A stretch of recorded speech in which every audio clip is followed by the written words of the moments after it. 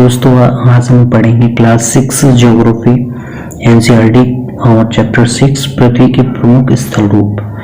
तो स्थल मंडल के जितने भी स्थल रूप होते हैं यानी कि कौन कौन से आपको रूप मिलेंगे वो हम देखते हैं। तो पहाड़ी व स्थलीय भाग है जो आसपास की भूमि से कुछ ऊंचा होता है और 600 मीटर से अधिक ऊंचाई पे है और खड़ी ढाल वाली पहाड़ी है तो उसे क्या बोलते हैं, पर्वत कहते हो। ठीक है, तो स्थल का जो रूप है ये विभिन्न प्रकार की आकृतियां हैं। दो प्रकार की आपकी जो प्रक्रियाएं होती हैं उनसे क्रिएट होती हैं।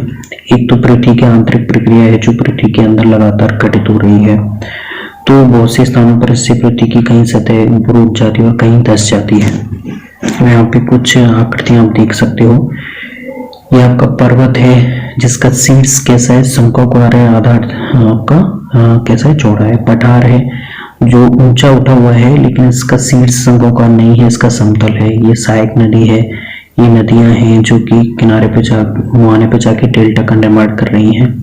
प्रायद्वीप, ये प्रायद्वीप पार्ट जैसे हमारा भारत प्रायद्वीप स्थल रूप है यानी कि तीन तरफ से पानी से घिरा हुआ। ये मैदान है जो नदी की लय अपरद पदार्थों से बनाया हुआ उपजाऊ जमीन मैदान कहलाती है। ये पर्वतों की कई सारी श्रृंखलाएं उसे पर्वतमाला पर्वत श्रृंखला कहते हैं। ये घाटी और ये पहाड़ी है जो कुछ 100 मीटर ऊंचाई की होती है उसे पहाड़ी कहते हैं। 600 मीटर से अधिक ऊंचाई है तो उसे आप पर्वत कहोगे। ठीक है, दूसरा स्थल बनता है आपकी बाह्य प्रक्रिया से जिसमें स्थल की लगातार बनने और टूटने की प्रक्रिया चलती रहती है। पृथ्वी की सतह की अगर घिस जाती है तो उसे अपरदन कहते हैं और अपरदन की क्रिया के द्वारा सतह नीचे होती जाती है। अपरदन आपने देखा होगा वायु से भी होता है, जल से भी होता है। तो जमीन की ऊपर की सतह जो उपजाऊ सतह है वो हट जाती है तो आपकी जो सतह की ऊंचाई वो नीचे हो जाएगी। निक्षेपण के द्वारा, डिपोजिशन के द्वारा उस मिट्टी का वापस से वहां पे निर्माण होता है। तो ये प्रक्रियाएं किन से द्वारा होती हैं? जल, वायु, बर्फ के द्वारा होती हैं। तो हम आज इन्हीं के बारे में चर्चा करेंगे। सबसे पहले हम बात करते हैं पर्वत। तो पर्वत पृथ्वी की सतह की प्राकृतिक ऊंचाई है। पर्वत का शिखर छोटा और आधार चौड़ा होता है। ठीक है, जो इस तरह से पर्वत होगा, शंक्वाकार टाइप का। आसपास के क्षेत्रों से कुछ ऊंचा होता है, कुछ पहाड़ बादलों से भी ऊंचे होते हैं। ठीक है, तो कुछ पर्वतों पर हमेशा जमी रहने वाली बर्फ की नदियां होती हैं जैसे हिमालय पर्वत पर मिलती हैं तो उन्हें हिमानी कहा जाता है। यहाँ कुछ ऐसे पर्वत भी हैं जो समुद्र के भीतर हैं जिन्हें आप नहीं देख सकते हैं। तो कठोर जलवायु होने के कारण पर्वतीय क्षेत्रों में बहुत कम लोग निवास करते हैं। वहाँ पे गिनी चुनी कृषि होती है जो आपकी सीढ़ी नुमा खेती की जाती है। तो वहाँ पे आप घर बनाने के लिए भी वहाँ की भूमि समतल नहीं है तो वहाँ जलवायु कठोर है। ठीक है, और ये बायोलॉजिकल भी वहाँ पे संभव नहीं हो पाता है। तो वहाँ का धरातल कैसा है, खड़ी ढाल वाला होता है, इसलिए कृषि योग्य भूमि की भी कमी होती है। पर्वत अगर एक रेखा के क्रम में व्यवस्थित होते हैं तो उसे श्रृंखला कहते हैं। तो ये पलित पर्वत का एक एग्जाम्पल है हिमालय पर्वत आपका। तो बहुत से पर्वतीय तंत्र समांतरी श्रृंखलाओं के क्रम में होते हैं जो सैकड़ों किलोमीटर में फैले होते हैं। अब इसके एग्जाम्पल हैं, आपको याद रखने, हिमालय, आप्लास और एंडीज। हिमालय आपके एशिया में है, आप्लास यूरोप में है और आपकी एंडीज पर्वत श्रृंखला दक्षिणी अमेरिका में है।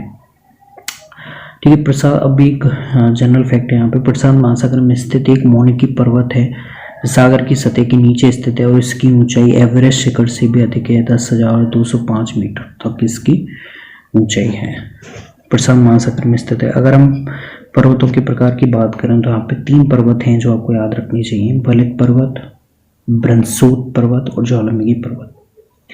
आपके हिमालय और आप्लास, हिमालय जो एशिया और ये यूरोप में मिलता है, इनकी सतह उबड़ खाबड़ होती है और शिखर शंक्वाकार होता है। भारत की अरावली श्रृंखला है वो विश्व की सबसे पुरानी बलित पर्वत श्रृंखला है। ठीक है, अपरदन की क्रिया के कारण और खनन के कारण यह श्रृंखला बहुत घिस गई है। उत्तरी अमेरिका के एप्लेशियन और रूस के यूरल पर्वत गोलाकार दिखाई देते हैं, उनकी ऊंचाई कम है। ये बहुत पुराने बलित पर्वत थे। लेकिन अगर आपसे पूछा जाता है विश्व की सर्वाधिक पुरानी बलित श्रृंखला तो आपकी अरावली पर्वत श्रृंखला है।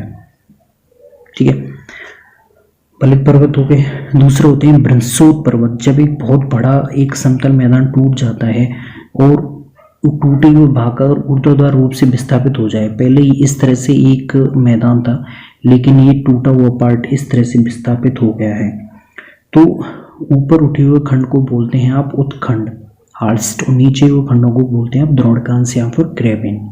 यहाँ पे देख सकते हो ऊपर उठा हुआ खंड है, इसे उत्खंड कहेंगे, और ये नीचा जो समतल मैदान पे ही है वो ऊपर नहीं आया है तो इसे द्रोणकांश कहेंगे। ठीक है, यूरोप की राइन घाटी और वोस्चेस पर्वत इस तरह के पर्वत तंत्र के उदाहरण हैं। ज्वालामुखी पर्वत की बात करें तो ये ज्वालामुखी प्रक्रियाओं के कारण बनते हैं, और अफ्रीका का माउंट किलिमंजारो मोस्ट एग्जाम्पल है ये। जापान का फ्यूजियामा आपकी ज्वालामुखी पर्वत श्रृंखला में आते हैं। अब इनके बेनिफिशियर वे में बात करें तो बहुत लाभदायक होते हैं, जल के संग्रहकार हैं क्योंकि आपके कई पर्वतों पे बर्फ़ की हिमानी वहाँ पे बहती हैं, बर्फ़ 12 महीने वहाँ पे अवेलेबल रहती है, उसके वो पिघलने पे आपके जल के प्राकृतिक स्रोत के रूप में जल प्रदान करती है। बहुत सी नदियों का स्रोत पर्वतों में स्थित हिमालय में होता है, और नदी घाटियाँ वेदिकाएँ कृषि के लिए बहुत उपयुक्त होती हैं। पर्वत में अलग अलग प्रकार की वनस्पतियाँ जीव जंतु पाए जाते हैं। सैलानियों के लिए भी बहुत उपयुक्त स्थान है। विभिन्न प्रकार के खेल हैं, पैराग्लाइडिंग है, हैंग ग्लाइडिंग है, रिवर क्राफ्टिंग, स्कीइंग पर्वतों में ही प्रचलित होती है। पठार है, इसका कैसा है, इस तरह से यह भी कुछ ऊंचाई तक उठा हुआ होता है, और इसका जो ऊपरी भाग है वो कैसा है, समतल है और मेज के समान होता है बिल्कुल, जबकि अपने पर्वत में देखा था वो कैसा था, इस तरह से शंक्वाकार था। ठीक है, तो यहाँ पे कैसा है, समतल है बिल्कुल।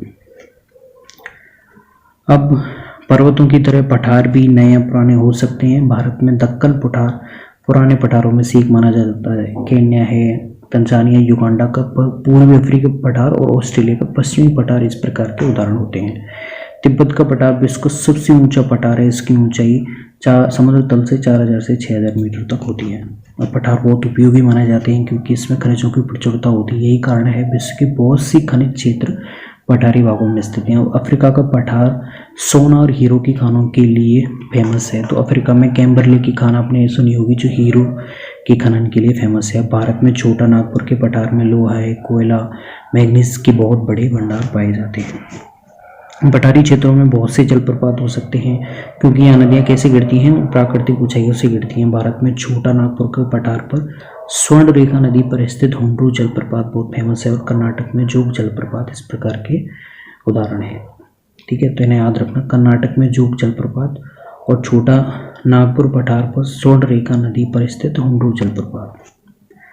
ठीक है, लावा पठार में काली मिट्टी की प्रचुरता होती है और जो कि उपजाऊ है, आपकी कपास की खेती के लिए बहुत ज़्यादा यूजफुल होती है, और इनमें कई रमणीय स्थल होते हैं जो पर्यटकों को आकर्षित कर सकते हैं। मैदान की बात करें तो मैदान कैसे होते हैं, समतल भूमि के बहुत बड़े भाग होते हैं और समुद्र तल से 200 मीटर से अधिक ऊंचे नहीं होते हैं। ज़्यादातर मैदान कैसे होते हैं, समतल होते हैं। तो ये कैसे बनाए जाते हैं, नदी और उनकी सहायक नदियों के द्वारा बनाए जाते हैं। जैसे पर्वतों के ढाल से नदियाँ नीचे आती हैं तो वहाँ से ये उपजाऊ मिट्टी को वहाँ से अपहरित अपने साथ में लेके आती हैं। तो जहाँ पे इनका प्रवाह कम होता है वहाँ पे ये इसे निक्षेपित कर देती हैं, और पत्थर, बालू, सिल्ट को वे घाटियों में निक्षेपित करेंगे और उसी निक्षेपण से आपके मैदानों का निर्माण होता है। आपने खादर और बांगर का नाम सुना ही होगा। ठीक है, खादर यानी कि उपजाऊ नई जलोढ़ मिट्टी से बनाई हुई उपजाऊ मिट्टी। ठीक है, तो सामान्यतः मैदान बहुत अधिक उपजाऊ होते हैं। परिवहन के साधनों का निर्माण करना आसान होता है, जीवन काफ़ी सरल होता है। आप मकानों के लिए भी जमीन समतल होती है और कृषि योग्य भूमि होती है, इसीलिए सर्वाधिक जो जनसंख्या निवास करती है, ह्यूमन पॉपुलेशन, वो मैदानों पे आपको देखने को मिलेगी। विश्व की सबसे अधिक जनसंख्या वाले भाग आपका प्रकृति का स्थल रूप कौन सा है, वो आपका मैदान में मिलेंगे। तो कुछ मैदान है नदियों के द्वारा बनाए गए, कुछ बड़े मैदान है जैसे एशिया और उत्तरी अमेरिका में पाए जाते हैं। एशिया में स्थित भारत में गंगा और ब्रह्मपुत्र का मैदान है। चीन में यांगत्से नदी का मैदान इसके प्रमुख उदाहरण है। ठीक है, अब बात करें, मैदान मनुष्य में रहने के लिए उपयोगी क्षेत्र होते हैं। यहाँ की जनसंख्या बहुत अधिक होती है और मकान बनाने और खेती के लिए यहाँ की भूमि की जो उपजाऊपन है वो इनके लिए बेनिफिशियरी होता है। भारत में गंगा का मैदान देश में सबसे अधिक जनसंख्या वाला मैदान है। अब यहाँ के स्थल रूप और लोगों की बात करें स्थल रूपों की विभिन्नता के अनुरूप ही मानव विभिन्न प्रकार से जीवन यापन करते हैं। पर्वतीय क्षेत्रों का जीवन कठिन होता है। मैदानों में फसलें उगाना, घर बनाना पर्वतीय क्षेत्रों की तुलना में अधिक आसानी होती है। तो इस तरह से कभी कभी प्राकृतिक आपदाएं आती हैं जो कि प्रकृति में बैलेंस लाके विनाश करके बैलेंस लाती हैं। प्रकृति से स्थल रूप मिल रहे हैं, उनका हमें दोहन नहीं करना चाहिए अपनी आपूर्ति के लिए, चाहे वो खनिज हो या फिर वो जल स्रोत हो या फिर अन्य कोई प्राकृतिक स्रोत हो। हमें उन्हें सस्टेनेबल वे में लेना चाहिए ताकि हमारी आने वाली पीढ़ी भी उन्हें हमारे जैसे ही उनका यूज कर पाए। तो हमें उनका दोहन नहीं करना चाहिए। अब हम कुछ प्रैक्टिस की आते हैं, प्रैक्टिस क्वेश्चंस की तरफ। तो प्रमुख स्थल रूप कौन कौन से हैं? पर्वत, पठार और मैदान। पर्वत और पठार में क्या अंतर है? उनके ढाल पे अंतर है। पर्वत इस तरह से होता है जबकि पठार इस तरह से होते हैं, यानी कि पर्वत में शीर्ष शंक्वाकार है उसका छोटा होता है, जबकि यहाँ पे शीर्ष कैसा है आपका? समतल है।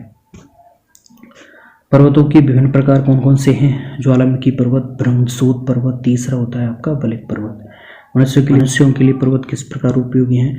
तो वो रमणीय स्थल देते हैं, वहाँ पे कई प्रकार के आपके घूमने के लिए और कई प्रकार की गेम्स वहाँ पे आप कर सकते हैं। स्कीइंग है, पैराग्लाइडिंग है, ठीक है। मैदानों का निर्माण किस प्रकार होता है? नदियों के द्वारा लाए गए अपरदित सिल्ट, गाद और आदि पदार्थों के द्वारा उनके निक्षेपण से समतल भूमि पर उनके निक्षेपण से मैदानों का निर्माण होता है। नदियों द्वारा निर्मित मैदान सघन जनसंख्या वाले क्यों होते हैं? क्योंकि वहाँ पे जलवायु कैसी है? सुगम है भूमि के लिए, साथ में कृषि उपजाऊ है होने की वजह से वहाँ जनसंख्या निवास करती है। पर्वतों में जनसंख्या कम होती है क्योंकि वहाँ पे कठोर जलवायु है, कृषि योग्य भूमि नहीं है, ना ही मकान योग्य भूमि है। पर्वत पठारों से भिन्न होते हैं ढाल की वजह से। हिमानी कहाँ पाई जाती है? कि पर्वतों में दक्कन पठार कहाँ स्थित है? भारत में। यांगत्से नदी कहाँ स्थित है? चीन में। यूरोप की एक महत्वपूर्ण पर्वत श्रृंखला है आप्लस। एंडीज कहाँ की है? दक्षिणी अमेरिका की। समतल भूमि वाली विस्तृत क्षेत्र को मैदान कहते हैं। हिमालय और आप्लस कैसे पर्वतों के उदाहरण हैं? बलिक पर्वतों के। किन क्षेत्रों में खनिजों की प्रचुरता होती है? तो आपके पठार के क्षेत्रों में। पर्वत श्रृंखला पर्वतों का एक क्रम है। कौन से क्षेत्र कृषि के सबसे अधिक उत्पादक क्षेत्र होते हैं? तो मैदानी क्षेत्र कृषि के सबसे अधिक उत्पादक क्षेत्र होते हैं। प्रमुख स्थल रूप, तो ये था आपका chapter 6 NCERT class 6। If you have any problem then comment down below.